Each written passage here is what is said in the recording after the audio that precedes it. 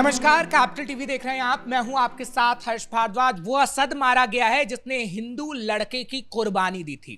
गाजियाबाद का मामला, इस मामले को समझेंगे क्योंकि परिवार खुश है, लेकिन क्या बाकी और आरोपियों का एनकाउंटर होगा, ये बड़ा सवाल है। नीतीश कुमार मेरे साथ जुड़ रहे हैं, मेरे सहयोगी, उनसे बातचीत करेंगे। आप ग्राउंड जीरो पर गए थे। खुशियों का माहौल इसलिए है क्योंकि देखिए, माँ तो कभी खुश नहीं होगी इस वजह से क्योंकि उसका सब कुछ चला गया।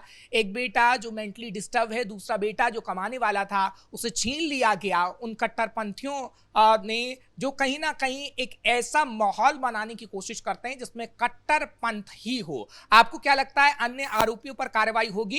क्योंकि आप तरुण वाले मसले पर भी ग्राउंड जीरो पे गए और यहां पर भी ग्राउंड जीरो पर गए हैं, तो आगे आने वाले समय में क्या हो सकता है और ग्राउंड सिचुएशन क्या है? क्योंकि मिनी पाकिस्तान शब्द इस्तेमाल आप बहुत करके आ चुके हैं, तरुण मामले में भी और उत्तर प्रदेश के इस मामले में भी। क्या लगता है इलाका कैसा है और इलाके में क्या उन कट्टरपंथियों में दहशत होगी बाबा की, जो बाबा 2 बार राज कर चुके हैं और तीसरी बार तैयारी है? देखिए, बिल्कुल मैं आपको बताता हूं। आपने जो सबसे ज्यादा एक वर्ड पे फोकस किया, मिनी पाकिस्तान।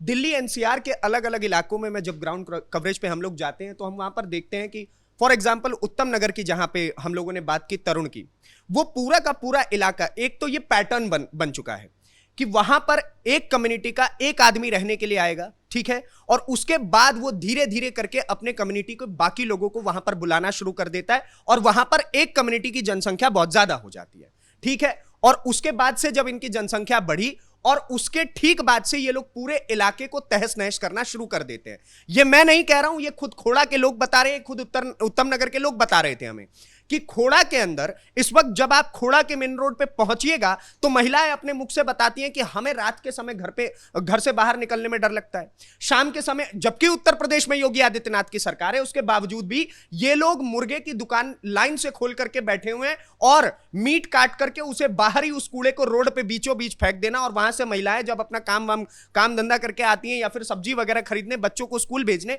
तो ये लोग उनको गलत तरीके से घूरते हैं। तो ये तो हो गया मिनी पाकिस्तान वाला एंगल। दूसरा एंगल आपने बोला कट्टरपंथियों का।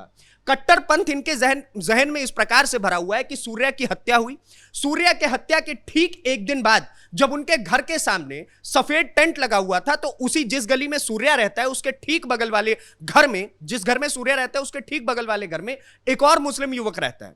और उस मुस्लिम युवक ने क्या किया कि बीच रोड पे मीट के टुकड़े फेंक दिए उसने सूर्या के घर के ठीक सामने, यानी दिखाने के लिए, अपनी जालत दिखाने के लिए उन्होंने ये काम किया। तो ये तो कट्टरपंथ का ही पैटर्न समझ में आता है। अब तीसरा पॉइंट आपने बोला कि आगे क्या कुछ हो सकता है। आगे होने वाले समय में देखिए, जो सबसे पहला मुख्य आरोपी जो था, लगातार परिवार की मांग ये थी कि हमें सबसे अधिक, जो उनकी डिमांड थी, जब हम ग्राउंड रिपोर्ट पे गए वहां पर बार बार हमें पता चला कि हर कोई एक शब्द का प्रयोग कर रहा था और वो था खून के बदले खून। हमें खून के बदले खून ही चाहिए, ये सारे के सारे लोग वहां पर डिमांड कर रहे थे। तो असद के एनकाउंटर के बाद अब परिवार जो है वो कहीं ना कहीं थोड़ा बहुत संतुष्ट है। हालांकि लेकिन अगर आप दूसरे पर्सपेक्टिव से समझिएगा तो इस वक्त अगर आप पूरे उस परिवार की बात करें तो जो सूर्या था, उसके 2 साल पहले उसके पिता का देहांत हो गया था। उसका जो बड़ा भाई है उसका लगभग 1.5 साल पहले एक एक्सीडेंट हुआ था, जिसके बाद से उसकी दिमागी हालत ठीक नहीं है, उसको दौरे पड़ते हैं। और अब उसके घर में एक लौती मां है जो अपने, अब समझिए कि उसको आगे जाकर के अपने बुढ़ापे का तो सहारा बनना ही पड़ेगा खुद के लिए, और साथ के साथ जो उसका बेटा जो पहले से ही बीमार है उसको भी देखना पड़ेगा। जो इकलौती उम्मीद सूर्या थी, ये सारे के सारे 7 लोग मिलकर के उसको खा गए। अच्छा, ठीक है, आप ग्राउंड जीरो पर गए, लेकिन सवाल ये उठता है क्योंकि हम देखते हैं कि जब भी ऐसे मामले सामने आते हैं तो तमाम बुद्धिजीवी और कट्टरपंथी सामने आते हैं। तरुण वाले मसले पर क्या हुआ था, AIMIM के जो तमाम लीडर थे या विपक्षी पार्टी के लोग थे, वो मुस्लिम पक्ष को सही ठहराने में लगे हुए थे। अगर मैं इस मामले की बात करूं तो इस मामले में आप जब गए तो वहां आपको विपक्षी पार्टी का कोई लीडर नजर आया, या फिर आपने जब सोशल मीडिया को मॉनिटर किया तो अखिलेश यादव की कोई ऐसे सांत्वना व्यक्त की गई? क्योंकि परिवार तो योगी आदित्यनाथ से खुश है क्योंकि योगी आदित्यनाथ के मंत्री भी वहां पे गए हैं, लेकिन जब किसी दलित मामला होता है तो चंद्रशेखर रावण भी पहुंचते हैं, अखिलेश यादव भी पहुंचते हैं। तरुण वाले मसले पर राहुल गांधी ने बस ट्वीट करके रह गए, हालांकि जब जिम वाला मसला उत्तराखंड में होता है तो जिम पहुंच जाते हैं। तो यहां पर क्या लगता है कि कहीं ना कहीं हिंदुओं के मामले में ये लोग खामोश क्यों हैं? देखिए, जिस गली में सूर्या रहा करता था, उस गली के मात्र 6 गली के आसपास जितने भी मदरसे हैं, लगभग 20 से अधिक मदरसे 6 गलियों के भीतर में ही हैं। एक भी मौलाना, एक भी मौलवी वहां पर सूर्या के परिवार को सांत्वना देने के लिए नहीं पहुंचा था। तो यह गंगा जमनी तहजीब कैसी है? मेरा सबसे पहला सवाल यह है। दूसरा सवाल, अखिलेश यादव जाकर के ट्वीट करते हैं पश्चिम बंगाल में कि अभिषेक बनर्जी पीट गया, लेकिन दूसरी तरफ उनका ट्वीट यह नहीं आता है कि उन्हीं के जिस उत्तर प्रदेश में वो अपनी सरकार बनाने का दावा करते हैं वहां पर एक हिंदू युवक की हत्या हो गई, उसके ऊपर उन्होंने एक भी ट्वीट नहीं किया। उसके पीछे का कारण क्या? क्योंकि उनका वोट बैंक है वो MY, जिस MY पे वो चलते हैं उसमें से M ने एक हिंदू को मार दिया, तो अब उस M के ऊपर वो ट्वीट नहीं कर सकते। ये अखिलेश यादव का पैटर्न है।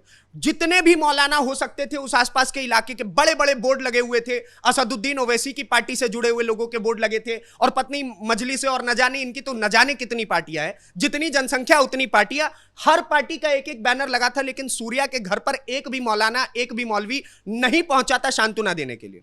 और उसके बाद ये लोग सवाल खड़ा कर देते हैं कि भाई साहब, आप ये मामला दोस्तों आपसी दोस्ती का था और आपने उसको हिंदू मुस्लिम का एंगल दे दिया।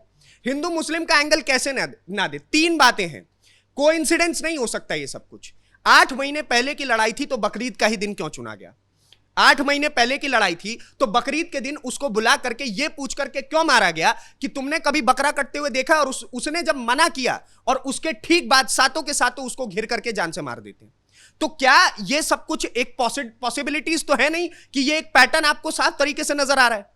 और इसी तरीके से आप समझिए, वहां पर तो हिंदुओं से जब मैं बातचीत कर रहा था, जितने भी हिंदू वहां पर आए हुए थे आक्रोशित होकर के, वो सभी एक ही बात कह रहे थे, त्योहार अगर उनका हो तो भी हमारे लोग मरते हैं, त्योहार हमारा हो तो भी हमारे लोग मरते हैं। और ये सब कुछ एक कट्टरपंथी सोच की वजह से है, जिस वजह से अब वहां पर लगातार डिमांड एनकाउंटर की जो हो रही थी, योगी आदित्यनाथ ने उस चीज को फुलफिल कर दिया है। आज के दिन बताया जा रहा है कि योगी आदित्यनाथ से मिलने के लिए उनका परिवार जा सकता है आज और कल के भीतर में। यहाँ पर एक सवाल है, चलिए ठीक है, आपने ये सारी सिचुएशन बताई और जो उम्मीद की जा रही थी कि योगी आदित्यनाथ का प्रशासन एनकाउंटर करेगा वो हो भी गया, और जो NCRB का आंकड़ा आता है वो भी ये बताता है कि उत्तर प्रदेश में अब आपराधिक जो गतिविधियां हैं वो कम हो रही हैं। लेकिन आखिर ऐसे गतिविधियों का इंतजार क्यों किया जाता है? क्योंकि तरुण वाले मसले में भी हमने देखा था कि कई लोगों ने, हिंदुओं ने आवाज उठाई थी। अब जब रिपोर्टिंग आप कर रहे थे तो मैंने भी उससे देखा, हम बाकायदा वहां जब गए तो लोगों ने कहा कि काफी दिनों से हमने शिकायत भी पुलिस को की, लेकिन पुलिस ने वहां पर कुछ नहीं किया। अब इस मामले में भी अगर हम कहें तो कहीं ना कहीं कुछ तो ऐसी लापरवाही होगी, क्योंकि देखिए पुलिस ने काम किया, बहुत अच्छी बात है, पुलिस ने एनकाउंटर किया, उसकी भी सब वाहवाही कर रहे हैं, लेकिन ऐसे मामलों का इंतजार क्यों किया जाता है? क्योंकि 3 से 4 नहीं, 5 से 6 नहीं, 10 से 12 मामले अब तक ऐसे आ चुके हैं उत्तर प्रदेश या अलग अलग राज्यों में जब घेर कर हिंदुओं को मारा गया है। तो इस मामले का इंतजार क्यों? इससे पहले ऐसे क्यों नहीं अपराधियों में खौफ पैदा होता है, इन कट्टरपंथियों में खौफ पैदा होता है कि ये 10 नहीं, 20 नहीं, 100 बार सोचें? देखिए, ये जब मैं ग्राउंड पे, जब हम लोग वहां पर मौजूद थे, तो जब हम वहां पे आम पब्लिक से भी बात कर रहे थे, तो उनका कहना था कि हमें प्रशासन से तो तकलीफ है, लेकिन हमें यह भी भरोसा है कि अगर उत्तर प्रदेश के अंदर योगी आदित्यनाथ की सरकार है तो ही ये पॉसिबिलिटीज भी हैं कि इनके खिलाफ कुछ एक्शन भी हो। वरना तरुण का मामला हमारी आंखों के सामने का सबसे बड़ा एग्जाम्पल है कि अब तक कितने महीने बीत चुके हैं, लेकिन तरुण को आज तक न्याय नहीं मिल पाया। बिल्कुल हकीकत बात है ये कि रेखा गुप्ता की सरकार तरुण को न्याय दिलाने में बिल्कुल विफल रही, और कुछ भी काम उनकी तरफ से, कोई भी बढ़िया एक्शन नहीं लिया गया। ऊपर का छज्जा उड़ा करके ये लोग योगी आदित्यनाथ वाला पैटर्न लेना चाह रहे थे, अपने कंधे पर स्टार लगवाना चाह रहे थे कि हमने बुलडोजर चलवा दिया। रेखा गुप्ता ने सोचा मैं योगी की श्रेणी में आ जाऊंगी। नहीं, आपने जो किया उसको लेकर के तो जनता आक्रोशित है। उत्तर प्रदेश में पैटर्न क्या है? उत्तर प्रदेश में अब इस प्रकार का मामला होना इसलिए मुश्किल हो जाता है क्योंकि जैसे ही कुछ भी ऐसा होता है, हमने सलीम वास्तिक वाला मामला देखा, सलीम वास्तिक के ऊपर जैसे ही उन्होंने चाकुओं से 2 लोगों ने हमला किया, अगले दिन ही पता चलता है कि दोनों के दोनों निपट गए हैं। उसके बाद आप यहां वाला पैटर्न लीजिए तो 3 दिन के अंदर अंदर यहां पर भी एनकाउंटर की आज खबर आ गई है, और धीरे धीरे करके जो 3 आरोपी और पकड़े गए हैं उनको जुवेनाइल कोर्ट में, अगर वो एज से कम के हैं तो वहां पर भेजा जाएगा, या नहीं तो नॉर्मल कोर्ट प्रोसीजर चलेगा। तो ये तो बताता है ना कि उत्तर प्रदेश का पैटर्न कितना बढ़िया है। अब यही चीज आप समझिए, अब अगर आगे जाकर के यही चीज मध्य प्रदेश में हो जाती है तो मध्य प्रदेश गवर्नमेंट की भी कोई बहुत अच्छी वाहवाही नहीं है इस मामले में कि वो भी बहुत जल्दी त्वरित कार्रवाई करते हैं, नहीं। और अगर यही चीज मान लीजिए बंगाल में हो जाए आज के डेट में, तो शुभेंदु अधिकारी बताएंगे कैसे होता है एनकाउंटर, किस तरीके से चलती हैं गोलियां। अगर यही चीज असम के अंदर हो जाए तो उन्हें मालूम पड़ जाएगा कि किस प्रकार से हेमंत बिस्व शर्मा और हिंदुओं से पंगा लेने का क्या अंजाम होता है।